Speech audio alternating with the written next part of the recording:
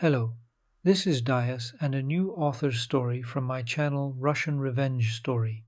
Valentina had a hard life. Her father died heroically in a hot spot when she was still little. Her mother raised the girl alone, pulling the strap, trying to provide for her daughter. But she was not very good at it. Her mother was sick. Sometimes she did not get out of the hospital for months until the employer began to hint to her that he did not need perpetually sick workers. Once again, having quit of her own free will, the mother locked herself in the room, where she sobbed into a pillow from helplessness. She and her mother were always short of money. Sometimes for dinner there was only bread, which the girl dipped in sunflower oil or empty pasta. She was the worst dressed in the class. Children can be evil. They say what they see. In the class, Valya was considered an outsider, a poor girl. All the girls discussed her clothes. She got used to the ridicule of her classmates, whispering at the back of the class about how Valya had come home today in the same darned blouse. When Valya turned 14, her mother passed away. Her aunt, her late mother's sister, took on the task of raising her niece. Life there didn't get any better for Valya either. Aunt Klava called the girl a parasite and a lazybones, but she herself had no desire to work or to run a household. Klavdia immediately realized that Valya was already quite an adult girl and could be used to run a household. The aunt saddled her niece with all the household chores. She even sent the girl to the nearest store for wine, to the place where Klavka's best friend, who worked there, could lend her alcohol on credit. Klavya's aunt liked to sip some red wine in the evening. When there was no money for wine, she did not disdain to run to the neighbor for moonshine. At the end of the month, they dipped bread in vegetable oil together. Money did not stay in Klavdia's hands for long. Having paid off their debts, the aunt and niece often found themselves broke. The tipsy aunt would constantly start the same song on the topic, "Oh, burden, when will you get married?" which often brought the niece to tears. That same friend who sold Valya wine for the aunt had a son. Evelina worked in her own son's store. Klavdia was fiercely in charge of their family's wealth, and more than once started conversations with Valya about whether she liked her friend's son, but the girl only kept silent. When Valya became an adult, Klavdia began to eat her alive, describing her well-fed life with Evelina's son, but she thought more about her own well-being than about the girl. If Valentina became the wife of the store owner, then maybe she would not be offended. She would be able to go to the store without even taking money with her. If she managed to become related to the generous Evelina, then she would give her groceries for free, and then she would not have to pay off her debts, and Klavdia owed her friend a significant amount. But the grown-up niece was in no hurry to introduce her aunt to the well-fed world she had invented. The always submissive Valya suddenly balked, began to shout that she would not solve her aunt's financial problems. She had really gotten on her nerves, pestering the girl every day and persuading her to marry her friend's son. One day, Valya could not stand it. "I am not going to solve your financial problems." Then the niece left, loudly slamming the door. Returning the next day, Valya gathered her simple belongings, grabbed a piggy bank that her aunt didn't know about. She had been collecting money 1 ruble at a time since she had ended up in her house. The money she had saved should have been enough to pay for the room. The girl also didn't forget to grab her father's medals and award documents. The awards were the only memory of her deceased dad. The medal became a talisman for Valya. The money was enough not only to pay for the modest rent of a nice old lady, but also for food for the first time. Having moved out of her aunt's place, the girl thought about how she would live on. There was no question of going to school, because she had to pay for the room and live on something while she was studying. One day, in a supermarket, Valya was given a free newspaper that published job vacancies in the city. There were many offers, but all of them were specialized. Valentina, who had no education, did not fit the specified criteria. Valia randomly chose the phone number of a company that needed a cleaner. Where else would they hire her after school? All that was left was to drag her around the floor with a rag, earning a living with this simple job. The HR department hired her right away. Due to the particularly toxic team, cleaners did not stay in this company for long. The office had been dirty for 3 days already. Having signed the employment contract, Valia immediately began her duties. Entering one of the rooms where there were many computers and office workers, Valia began to diligently wash the floor. "What is this stench? I don't understand." Valia shuddered from the sharp shout that sounded right in her ear. A beautiful but very angry girl was screaming. She was beautiful in that poisonous way that movie villains are beautiful. Black eyebrows flying high, almond-shaped evil eyes, raven-colored hair, high cheekbones, a sharp chiseled chin. Even the witch's strand of tar-colored hair in the center of her forehead was present. One look at her was enough to understand that this beauty was a real bad girl. Nevertheless, the girl was more than good-looking. "Why are you looking at her? Can't you feel that the mop stinks of rottenness? Go and rinse it with detergent right now," the poisonous beauty commanded imperiously. Passing by two guys sitting almost at the exit, Valia heard them whispering, assessing her figure and other advantages. Valentina was also a pretty girl, but unlike her V, who sent the new cleaning lady to rinse the rubber mop roller, her beauty was gentle and soft. Valia had kind features, big gray eyes, a high forehead, childishly plump lips, light thick hair, gathered into a careless ponytail with a simple terry elastic band. Even the old, out-of-fashion baggy clothes could not hide her thin waist and high chest. Timidly lowering her eyes down with a mop in her hands, she reminded the guys of poor Cinderella, who was scolded by one of the daughters of an evil stepmother. They shared these observations in a quiet whisper, so that the local queen of the office, Mariana, would not hear them. She was the one who scolded Valia. At the same time, they shared their impressions of the new cleaning lady. The girl was definitely not bad, only her clothes and shoes were shabby. But the guys were wrong to think that Mariana could not hear their whispers. The queen of the office had excellent hearing. All evil women who like to do dirty tricks on others have this. Valia had not yet managed to leave the room, and Mariana was already enthusiastically discussing every part of her poor old wardrobe with her female colleagues. Valia wanted to break the mop over her knee and send everyone to hell, but memories of her own plight stopped her.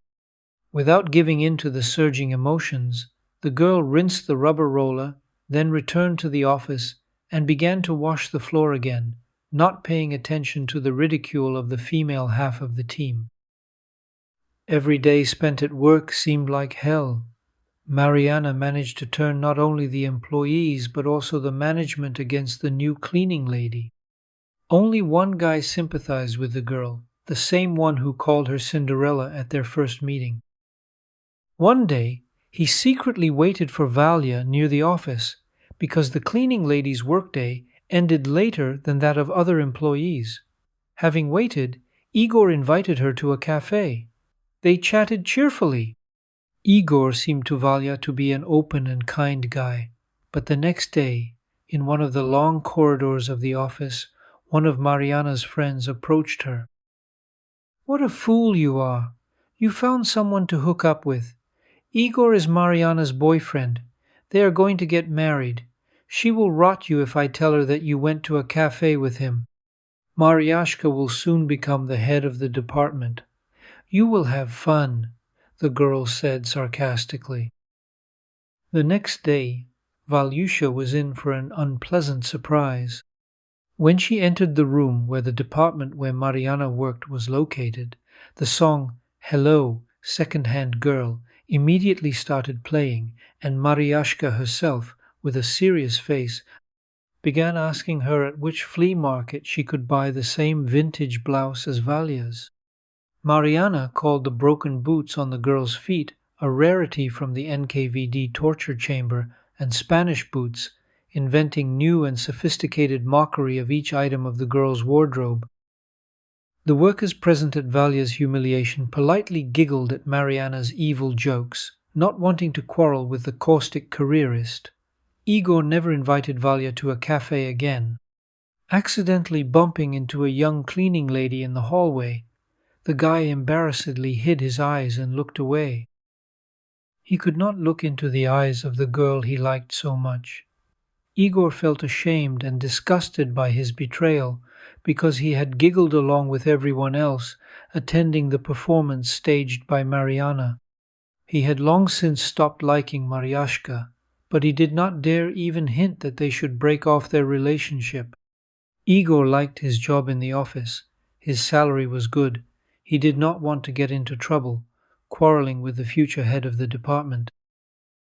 People like Igor are usually called opportunists. The guy hoped for career growth, to win a place in the sun by any means, even if it meant trampling on sincere feelings and even betraying his own, barely nascent love. After the bullying of the cleaning lady, who dared to lay claim to her fiancé, Mariana looked like a contented, well-fed vampire. The queen of the office was so satisfied with Valya's public humiliation that she even left the young cleaning lady alone for a while. Valya's pride, which had reared its head, immediately collided with the truth of life. If she quit this job, she risked being left without a salary.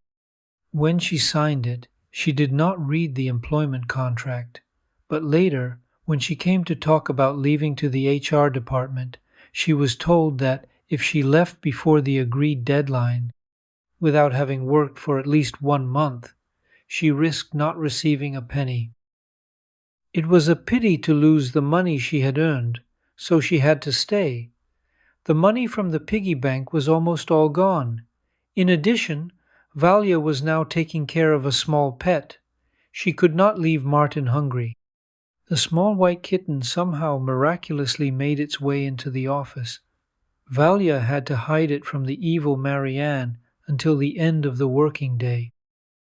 A kind soul, she could not throw a helpless month-old kitten out on the street and took him home. The kind old lady, in whose apartment Valentina lived, was not at all against the cat.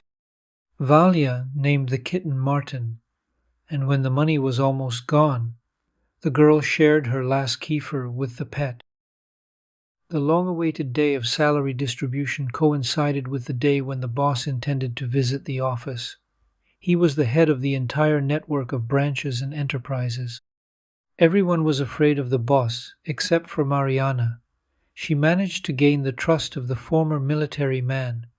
The boss liked her sharp mind, predatory beauty, courage, and audacity. Making a tour of his possessions, the boss did not fail to look into the department of his favorite. Seeing him, Mariana jumped up from her seat and hurried to meet him, accidentally catching her elbow on the unfinished coffee standing on the armrest of a massive computer chair. The rest of the drink spilled out of the paper cup that fell silently to the floor. Quickly kicking the dirty cup under the table with her foot, Mariana, smiling affably, approached the boss. "Hello, Nikolai Ivanovich. Why haven't you come for so long? We missed you." Mariana tenderly pursed her beautifully outlined lips as if she wanted to kiss the boss. Then she cast a vengeful glance at Valya, who was wiping the photocopier with a napkin, and continued, "Although you know you won't get bored here. The HR manager hires who knows who to work for him. The new cleaning lady cleans the office poorly. We have to sit like we're in a pigsty." Mariana gently took the boss by the arm and led him to her workplace, pointing her finger at the stain left by the spilled coffee. With faint anger, Mariana nodded towards Valya. "See? No, Do you see how our cleaning lady cleans my workplace? She ignores it completely, doesn't clean it at all. Personally, it's dusty and dirty now. Nikolai Ivanovitch frowned. He was not an old man at all, imposing, dignified, with a military bearing. Mariana knew perfectly well that the pedantic boss did not like disorder, so she decided to set up the upstart who considered herself her rival. Come into my office, the boss said dryly to Valia as he left. His tone did not bode well. Why is the office a mess? Why do you do your job so poorly? The boss carefully examined the flushed face of the embarrassed girl. It was cleaned well. I don't know where the stain and dirt came from. Valia squeezed out with difficulty. They just don't like me in the office, and Mariana is constantly picking on me. She probably spilled the coffee on purpose. She just wants you to fire me. She suddenly became bolder in front of her boss. Nikolai Ivanovitch thoughtfully tapped the cap of his pen on the table. You seem like a nice girl. Why do office workers dislike you so much? I don't know. And who are you? Introduce yourself. Valia gave her first and last name. Hearing Valentina's rather rare and unusual last name, the boss became worried. And your patronymic, what is your father's name? Valia lowered her head, but proudly raised it again. My father's name was Yuri. He died. But the boss interrupted the girl, continuing for her, in the North Caucasus. He was my friend. The captain died, mortally wounded. He saved me, pulling me out of the line of fire. Then he thought for a long time. Valia stood opposite, shifting from one foot to the other. The silence dragged on. So, that's what you're saying. Maryashka has started hazing in the office. We'll sort it out. Go work for now. Tomorrow I'll have another cleaning lady hired. It's not right for the hero's daughter to drag a mop across the floor. You'll go to school. Is your mother alive? Valentina shook her head. For a long time? The girl nodded affirmatively. So you're an orphan? Do you have a place to live? Valia shrugged. I lived with my aunt. Now I'm renting a room. The boss clenched his hand on the table into a fist so hard that his knuckles turned white. We'll sort it out. That day Valia ran to her rented apartment, unable to feel her legs from happiness. What a first salary, and even more than she expected. Having run into a pet store, she bought some cat pates for Martin. Having seen a toy for kittens, she bought it too. That day she was very proud of herself. If only she would become a real breadwinner, she would be able to feed both herself and the cat. And the most important happiness, the boss fired the nasty Maryashka that same day, who had ruined Valia's life so much. Now, no one will humiliate and mock her old, ugly clothes. Although now she can buy herself something new, having fed Martin, the girl ran to get new clothes. But the next day was even more wonderful. Arriving at the office, Valia was surprised to see that some unfamiliar, elderly woman was washing the floors. The HR manager approached her, unusually fawning and ingratiating. He brought a new contract. She was hired as a customer service manager. In the afternoon, the boss arrived. He invited Valia into his office again, where he handed her the keys to the apartment. This is the key to my second apartment. I once bought this apartment for future children, but there are no children yet. Live there. It is not right for my friend's daughter to wander around rented rooms. Oh, and I have a kitten. Can I take the kitten there?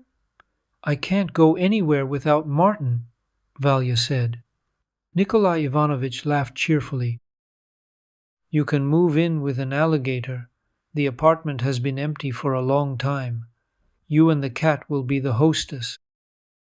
Having taken her things and Martin, Valia said a warm goodbye to the owner and moved into a spacious 3-room apartment. After the move, Valia did not run to work. She flew. Although she was listed as a simple manager, she almost never made calls. The boss treated his friend's daughter like his own child. He bought her new clothes, bought household appliances for the apartment where she lived. He began to brief her on the company's affairs.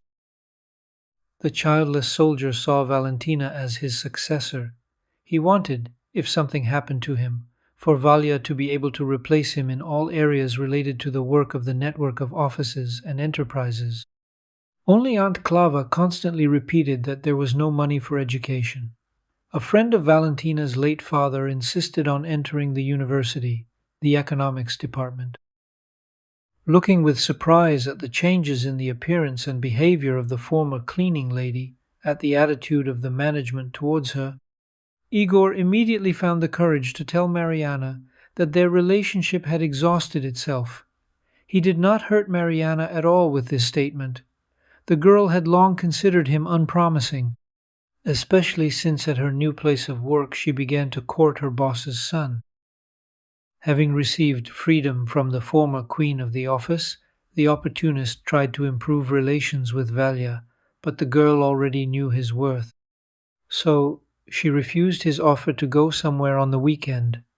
Valia refused him briefly and coldly, remembering with surprise how she could like such a person before. The cunning opportunist was left with nothing. Neither Mariana nor Valentina needed him. How could she suffer for him, cry over his betrayal when he beckoned to her, and then went over to Mariana? Where were her eyes? What could she like in a person like Igor? Well, maybe a sweet, sweet marmalade face. And she also suffered from unrequited love, even cried. One day, buying food for Martin at the pet store, Valia knocked one of the cans of pate off the shelf. Deftly caught by a strong hand, the can did not reach the floor. You don't skimp on cats. Do you buy good food? Putting the jar back and nodding approvingly at the bag of cat food in Valia's hands, said the tall, unfamiliar guy. I try. I just love him. Amazed by the dexterity and speed of the young man's reaction, Valia was a little confused. I love my cat too. He's British. And what breed is your cat? The guy asked. Mine is purebred too. The breed is a Russian nobleman, the girl joked in response. He snuck into our office. I picked him up so that some evil woman wouldn't throw him out the window. So the cat stayed to live with me. I named him Martin. Valia suddenly opened up for no reason. Less than 10 minutes had passed since they met, and the young man and woman were chatting like old acquaintances. Arkhip understood Valia's jokes, and Valentina liked his open views on life, which he willingly shared with her. Unnoticed by Valia, Arkhip walked the girl home. They stood near the entrance for a long time, chatting about everything under the sun. They didn't want to part at all, but it was too late. Valia thought that it was indecent to be so obviously attracted to each other on the first day of meeting. But Arkhip got ahead of her, said that he didn't want to leave, but that was what decency required. It was as if he had read her thoughts. Climbing the steps, Valentina was surprised to think that it was all true, about impulses, about the union of souls, about your person. She spent the whole night without sleep, replaying in her head the plots from novels that had been read to holes, where the heroes met their soulmates. In the morning, Valia, who hadn't had enough sleep, got ready for work. For the first time in a long time, she didn't want to go there. She wanted to run to the pet store to try to find Arkhip. While talking, they forgot to exchange phone numbers. Imagine her surprise when she saw him as she was leaving the building. You know, I couldn't leave you. I only ran home to feed the cat and then came back to your house. I spent the whole night looking at your window.